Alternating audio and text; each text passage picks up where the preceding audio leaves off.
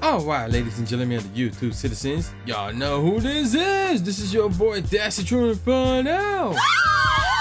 And I'm here with another Throwback Tunes on another Thursday, and we are reviewing something very unique. And the album, you're seeing it right now, folks, is called The Goodlife. And it got, I guess it got more than one title. Like, you could call it FB Entertainment Presents The Goodlife album, or The Goodlife Fubu album, because that's basically what this is. This is a Fubu album. So some of you are probably wondering, what the heck is Fubu? So let me explain real quick. Let me first talk about the album, then I'll explain what Fubu is. The Goodlife is a compilation album released by the clothing company Fubu in conjunction with Universal Records. So it's basically a rap / hip hop clothing company. I used to rock their stuff when I was in middle school and the early parts of high school. So, and I was real talk back then. I was a big Fubu fan, like no joke. But I mostly rocked it when I was in middle school. Now, let's get back to the album. So this album came out September 25th, 2001. So speaking of high school, I just started my senior year of high school, and this album came out 14 days after 9/11. So that's pretty interesting.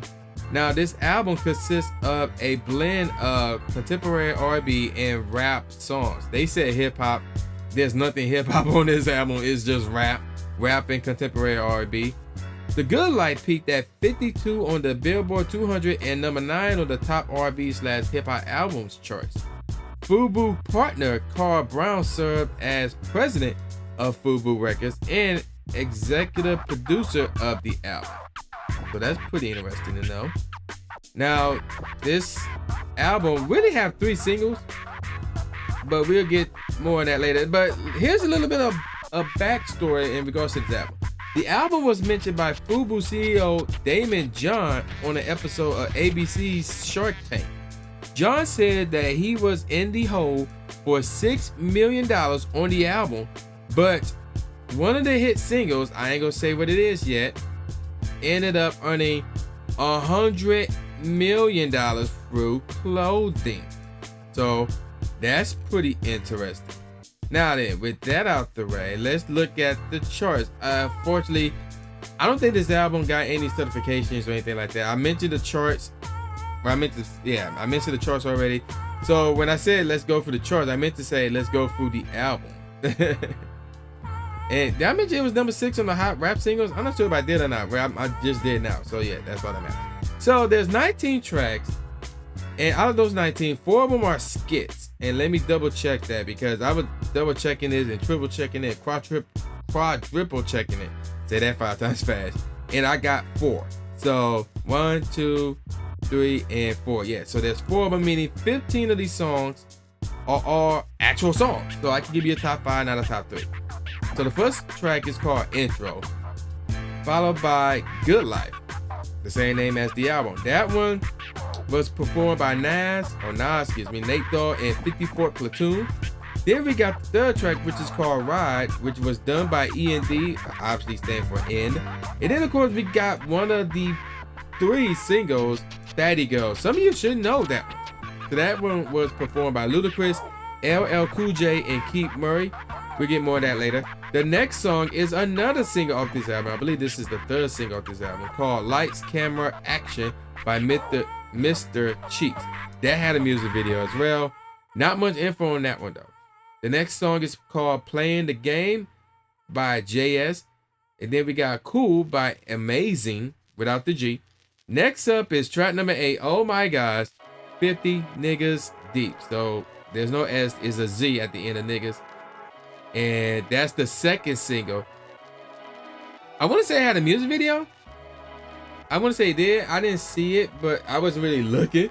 So, but I want to say it had a music video, because if you were to look at the clean version, it's called 50 Players Deep. So obviously this not only was this a single, but I believe this had a music video as well.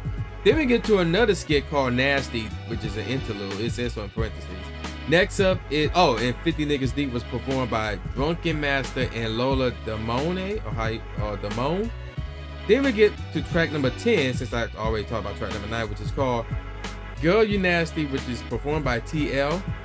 Next up is Triumphant by Mac Don, followed by Bad Man Business, Biznes, performed by Beanie Man.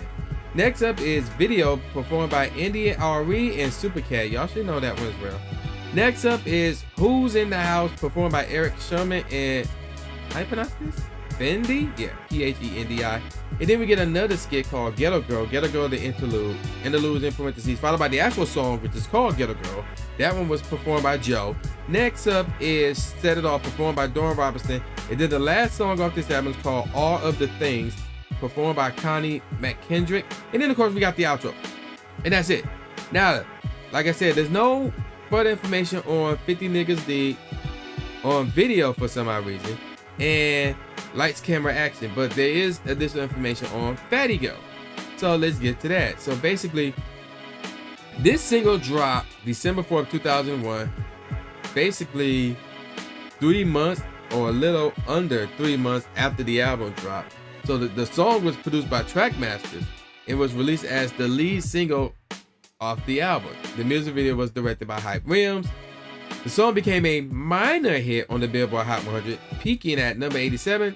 It found more success on the Hot Rap singles, reaching number 6.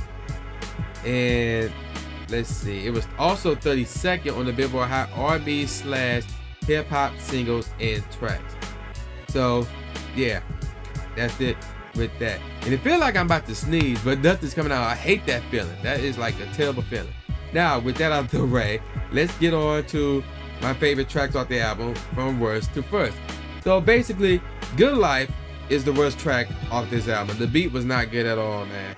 Next up is Ghetto Girl, by Joe. It was not bad. It was okay, I guess. Next up is Cool, which was decent, followed by Girl You Nasty, and then we got Triumphant. And then we got Video, like I said, is a forgotten classic. And then we got All of the Things. Now, All of the Things contained a sample that was used by Twister in his song Overnight Celebrity, which I reviewed, and Mobb Deep, which they used in their song Nothing Like Home, which I also reviewed. Next up is Set It Off. In that one, the snare mostly carried the song, not the snare carried the song, throughout, or 100% rather. But it mostly carried the song. There was other elements in that beat that helped it out too, but the snare mostly did the thing, did the part.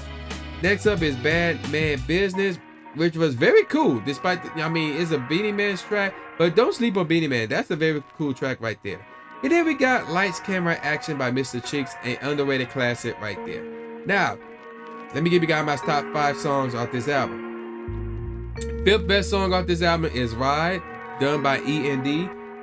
The beat is cool, and that's all I gotta say about it. When I listen to this album, there's only maybe 2 or 3 songs that I listened to when I was listening to it at the time, and then I completely forgot about it. I got this album, by the way. But yeah, Ride, 5th best track off this album. The 4th best track off this album is 50 Niggas Deep, performed by Drunken Master and Lola Damone. That is a classic right there, man. If you haven't heard that one, you need to listen to that one, though. That joint is an instant classic right there, man. 3rd best track off this album is Who's in the House, performed by Eric Sermon and Fendi. The beat is really cool, and this is obviously an Eric Sermon / Redman type of beat right here, but it's really, really dope. It's really, really dope. 2nd best track off this album is Playing the Game. There's no G in playing, by the way. Performed by JS, and the beat is smooth, man. It's smooth, dog. You can't handle this track, dog. And then of course, the number 1 track off this album is Fatty Girl. This is the reason why I got this album to begin with. Fatty Girl is a forgotten classic nowadays, obviously performed by Ludacris, LL Cool J, and Keith Murray. The song is dope, man. It was a banger in the clubs, man. Even though I didn't start going to the clubs until 2003? Yeah, 2003. That's when I started going to the clubs, and this song came out in 2001. But yeah, it was a banger in the club. So Fatty Girl, best song off this album. Now, there is one review. I thought there was none, but there is one professional rating for this album, and it was by All Music. They gave it 2.5 out of 5 stars. So they had that middle border, they had that middle spot right there. So what do I think about this album? Well, it was funny because I was talking to my boy Parker, and he was saying that this album itself was a classic. And I was like, and then he was naming off Fatty Girl and 50 Niggas Deep. And this was after he seen me play the video, Lights, Camera, Action. And I was like, yeah, it had that and more, but it still needed more. And that's how I feel about this album. Like, there was a number of songs that was good, but that was it. That was just good. Nothing great or spectacular, anything like that. There was some classics in there. Fatty Girl, Lights, Camera, Action, 50 Niggas Deep. You know, they're classics. And some of those classics were great, but they're not legendary or spectacular. So I'm going to give this album a 3.75 out of 5. I recommend that you listen to this album and decide for yourself if you should keep it or not. I recommend you listen to Fatty Girl, 50 Niggas Deep, Lights, Camera, Action, Ride, and what's the other one? Playing the Game, and of course, yeah, that's it. And Who's in the House. Those are the songs. Oh, and Bad Man Business. Those are the songs I recommend you listen to. Everything else is, up to you. But yeah, 3.75 out of 5 stars. Download it, listen to it, and you decide you should keep it or not. So yeah, there you go with that, man. Alright, so with that out the way, y'all know who this is. This is the new Jay Gatsby, aka the new Stephen A. Smith, saying peace out, y'all, and I'll see y'all next time. Yeah.